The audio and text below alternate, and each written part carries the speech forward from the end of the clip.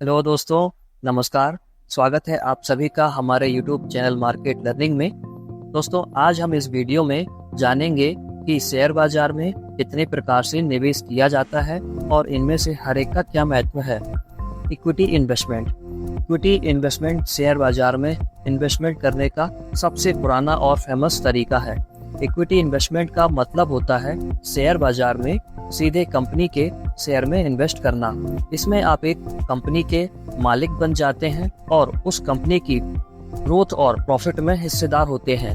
Equity investment high returns के लिए famous है, लेकिन साथ ही साथ इसमें रिस्क भी ज्यादा होता है।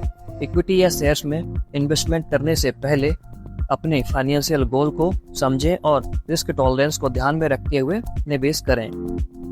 निवेश का दूसरा प्रकार है डेट इन्वेस्टमेंट।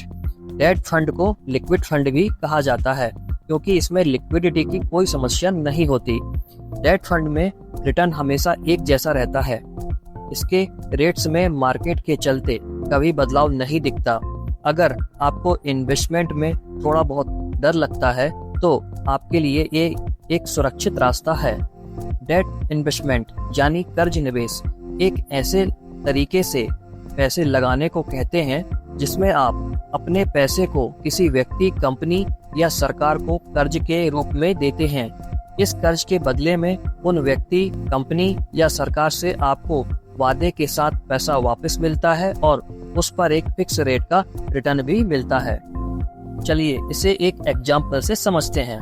मान लीजिए 10,000 रुपीज आपने एक फिक्स डिपॉजिट में लगाए, जिसका मैच्योरिटी पीरियड 1 साल का है और उस पर 6% का इंटरेस्ट रेट है। इसका मतलब है कि आपने पैसों को 1 साल के लिए बैंक को कर्ज के रूप में दिया है और बैंक आपको उस पर 6% का इंटरेस्ट पे करेगा। तो जब ये 1 साल पूरा हो जाता है, आपका फिक्स डिपॉजिट मैच्योर हो जाता है और आपको टोटल 10,600 रुपीज मिलता है। इसमें 10,000 आपका कैपिटल है और 600 रुपीज बैंक द्वारा दिया गया इंटरेस्ट है। इस तरह से आपने डेट इन्वेस्टमेंट किया, जिसमें आपने अपने पैसे को सुरक्षित तरीके से बैंक को कर्ज के रूप में दिया और उस पर फिक्स रेट पर मुनाफा प्राप्त किया। इस तरह से डेट इन्वेस्टमेंट के कुछ और उदाहरण हैं, जैसे गोल्ड बॉन्ड्स, कॉर्पोरेट बॉन्ड्स और डिबेंचर्स, जिनके द्वारा भी आप अपने पैसे को कर्ज में दे सकते हैं और प्रॉफिट अर्न कर सकते हैं। इन्वेस्टमेंट का तीसरा तरीका है म्यूचुअल फंड का। म्यूचुअल फंड्स का मतलब होता है पारस्परिक निधि। सरल भाषा में कहा जाए तो कई लोगों की साझा रकम को म्यूचुअल फंड कह सकते हैं। म्यूचुअल फंड एक ऐसी व्यावसायिक एंटिटी होते हैं जिनमें एक साथ कई इन्वेस्टर अपने पैसों को एक साथ जमा कर देते हैं। इन पैसों को एक प्रोफेशनल फंड मैनेजर द्वारा एक पोर्टफोलियो में इन्वेस्ट किया जाता है। चलिए इसे भी एक एग्जांपल से समझते हैं। मान लीजिए मिस्टर ए, मिस बी और मिसेस सी 3 अलग अलग इन्वेस्टर्स हैं जो अपने पैसों को म्यूचुअल फंड में इन्वेस्ट करना चाहते हैं। मिस्टर ए को टेक्नोलॉजी सेक्टर में इंटरेस्ट है और वो टेक्नोलॉजी कंपनी के स्टॉक में इन्वेस्ट करना चाहते हैं। मिस बी की एज सीनियर सिटीजन कैटेगरी में है और वो रेगुलर इनकम की तलाश में है, इसलिए वो सेफ और स्टेबल इन्वेस्टमेंट जैसे गवर्नमेंट बॉन्ड और ब्लू चिप कंपनीज के शेयर में इंटरेस्टेड हैं। मिसेस सी यंग इन्वेस्टर हैं और वो हाई रिटर्न्स के लिए रेडी हैं। वो थोड़ा सा रिस्क लेना चाहती हैं और इमर्जिंग कंपनीज के शेयर में इंटरेस्टेड हैं और वो उनमें इन्वेस्ट करना चाहती हैं।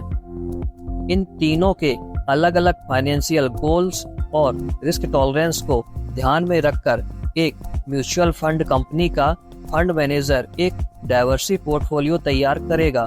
तो म्यूचुअल फंड कंपनी ने तीनों इन्वेस्टर्स के लिए एक फंड तैयार किया, जिसमें टेक्नोलॉजी सेक्टर के स्टॉक्स, गवर्नमेंट बॉन्ड्स और इमर्जिंग कंपनीज के शेयर शामिल हैं। मिस्टर ए, मिस बी और मिसेस सी तीनों म्यूचुअल फंड में अपने पैसे को इन्वेस्ट किए।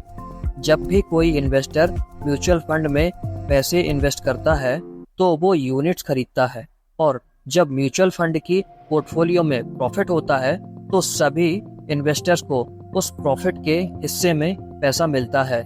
ये प्रॉफिट हर इन्वेस्टर को उनके इन्वेस्ट किए गए यूनिट्स के हिसाब से मिलता है। इस तरह से म्यूचुअल फंड एक तरह की कलेक्टिव इन्वेस्टमेंट स्कीम है जिसमें कई अलग अलग इन्वेस्टर्स एक साथ इन्वेस्ट करते हैं और उनके लिए एक प्रोफेशनल फंड मैनेजर अपने एक्सपर्टीज से उनके पैसों को मैनेज करता है। म्यूचुअल फंड की खास बात यह है कि वो इन्वेस्टर्स को पोर्टफोलियो डाइवर्सिफिकेशन और प्रोफेशनल मैनेजमेंट का फायदा देते हैं, जिससे रिस्क कम होता है और रिटर्न्स बढ़ जाता है। इसलिए म्यूचुअल फंड आमतौर पर एक सुरक्षित और अच्छा तरीका है पैसे को इन्वेस्ट करने का, स्पेशली उन लोगों के लिए जो स्टॉक मार्केट और डायरेक्ट इन्वेस्टमेंट में कम एक्सपीरियंस्ड हैं। शेयर बाजार में निवेश का अगला तरीका है आईपीओ। आईपीओ का मतलब होता है इनिशियल पब्लिक ऑफरिंग, यानी शुरुआती जनता शेयर विपणन। जब कोई प्राइवेट कंपनी अपने शेयर्स को पहली बार पब्लिक को बेचने के लिए मार्केट में इंट्रोड्यूस करती है, उसे आईपीओ कहा जाता है। आईपीओ में इन्वेस्ट करने के लिए कुछ स्टेप्स को फॉलो कर सकते हैं। फर्स्ट पॉइंट है इंफॉर्मेशन गैदर करें। आपको आईपीओ में इन्वेस्ट करने से पहले उस कंपनी के बारे में अच्छी तरह से जानकारी इकट्ठा करना चाहिए। कंपनी के बिजनेस मॉडल, फाइनेंशियल परफॉर्मेंस और फ्यूचर प्लान को समझने के लिए आईपीओ प्रॉस्पेक्ट्स को पढ़ें, जो कंपनी आईपीओ लॉन्च के समय पब्लिक को प्रोवाइड करती है। सेकंड, डीमैट अकाउंट खोलें। आईपीओ में अप्लाई करने के लिए आपको एक डीमैट अकाउंट खुलवाना होगा। डीमैट अकाउंट इलेक्ट्रॉनिक फॉर्म में आपके शेयर को होल्ड करता है। इसके लिए आप किसी रजिस्टर्ड स्टॉक ब्रोकर से कांटेक्ट करें और अपना डीमैट अकाउंट खोलें। आप हमारे डिस्क्रिप्शन बॉक्स में दिए गए लिंक से भी डीमैट अकाउंट खोल सकते हैं। थर्ड स्टेप है आईपीओ अप्लाई करें। जब आईपीओ मार्केट में लॉन्च होता है, आप आईपीओ एप्लीकेशन फिल करके शेयर्स के लिए अप्लाई कर सकते हैं। आपको आईपीओ एप्लीकेशन फॉर्म अपने स्टॉक ब्रोकर या ऑनलाइन ट्रेडिंग प्लेटफॉर्म के थ्रू मिल सकता है। इसमें आपको अपना नाम, एड्रेस, पैन नंबर और शेयर्स क्वांटिटी के साथ आईपीओ शेयर्स प्राइस को मेंशन करना होता है। आईपीओ एप्लीकेशन फिल करने के बाद आपको आईपीओ शेयर्स के लिए पेमेंट करना होता है। आप पेमेंट को नेट बैंकिंग या यूपीआई के थ्रू भी कर सकते हैं। आईपीओ प्रोसेस के बाद शेयर्स का अलॉटमेंट होता है, मतलब आपको कितने शेयर्स मिलते हैं और कितने शेयर्स आपको अलॉट किए जाते हैं, ये अलॉटमेंट प्रोसेस होता है। अगर आपको आईपीओ अलॉट हो जाता है तो आपके डीमैट अकाउंट में शेयर क्रेडिट हो जाएंगे। जब शेयर आपके डीमैट अकाउंट में क्रेडिट हो जाते हैं, आप उन्हें स्टॉक एक्सचेंज पर लिस्टेड प्राइस पर ट्रेड कर सकते हैं। आप अपने शेयर को बाई और सेल करके प्रॉफिट कमा सकते हैं या फिर कंपनी के साथ लॉन्ग टर्म इन्वेस्टर बन सकते हैं। ये आपकी स्ट्रेटेजी पर डिपेंड करता है। शेयर बाजार में निवेश करने का अगला तरीका है ईटीएफ। ईटीएफ का मतलब होता है एक्सचेंज ट्रेडेड फंड। ईटीएफ एक तरह का इन्वेस्टमेंट फंड होता है जो स्टॉक एक्सचेंज पर लिस्टेड होता है और जिसे पब्लिक में शेयर्स या यूनिट्स की तरह बाई और सेल किया जा सकता है। एग्जाम्पल के लिए मान लीजिए आप एक क्रिकेट फैन हैं और आपके पास एक खेलने वाले प्लेयर्स की लिस्ट है जिसमें अलग अलग प्लेयर्स के प्राइस दिए गए हैं, जैसे Virat Kohli 500 rupees, Rohit Sharma 450 rupees, Jasprit Bumrah 300 rupees, KL Rahul 350 rupees. अब आपको इन प्लेयर्स के परफॉर्मेंस के हिसाब से प्रॉफिट कमाना है, लेकिन आपके पास सभी प्लेयर्स में इन्वेस्ट करने का समय या पैसा नहीं है। इस समस्या का समाधान ईटीएफ से हो सकता है। ईटीएफ एक ऐसा क्रिकेट प्लेयर बंडल है जिसमें सभी प्लेयर्स के साथ और भी प्लेयर्स होंगे। आप 1000 रुपए इन्वेस्ट करते हैं और उस ईटीएफ को खरीद लेते हैं। अब आप जब भी इन प्लेयर्स की परफॉर्मेंस बदलती है तो ईटीएफ का भी वैल्यू बदलता है। जैसे अगर विराट कोहली और रोहित शर्मा अच्छा खेलते हैं तो उनके प्राइस भी बढ़ेंगे और ETF का वैल्यू भी इंक्रीज होगा। लेकिन अगर KL राहुल खराब खेलता है तो उसका प्राइस कम हो जाएगा। लेकिन ETF के अंदर अलग अलग प्लेयर्स हैं तो ओवरऑल वैल्यू कम नहीं होगा। इस तरह से आपको एक साथ अलग अलग प्लेयर में इन्वेस्ट करने की जरूरत नहीं है।